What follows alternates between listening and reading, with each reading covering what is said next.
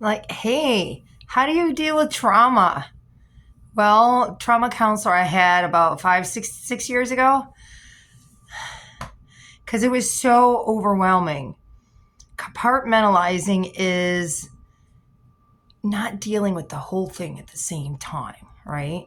And part of that is, say, like your ex that traumatized you, or your ex friend, or your mom, or anybody who's traumatized you, and their thoughts are kind of floating around in your head, and you're like, "Argh," right? So, what you do, for me, a minion came to me, a stuffed minion at that time. So, I turned my ex into a minion. So, I've turned quite a few people into minions, and then I put them in their own little room. I don't ignore them, they're free to come and go, but their voices get quieter because I just like, okay, you go over there in that room, play with each other. You know, that's like anything in life. You can turn it into, a stressful situation. Because you don't want to look at the whole thing at once. It can be so overwhelming when you're first dealing with trauma. So if it's a person, turn them into something funny, not something degrading or something from anger, but something that makes you laugh.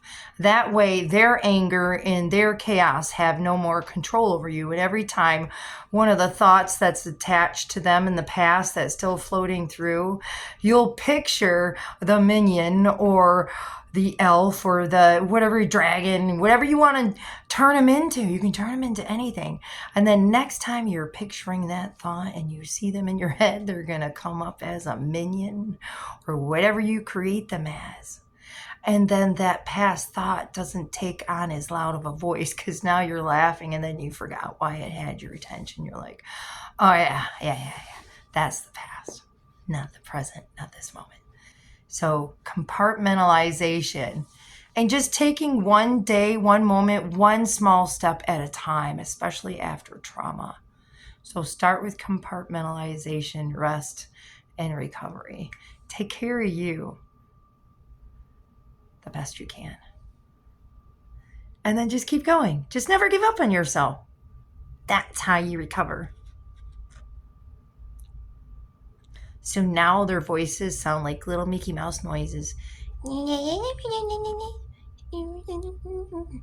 You don't sound so bad when you're so quiet.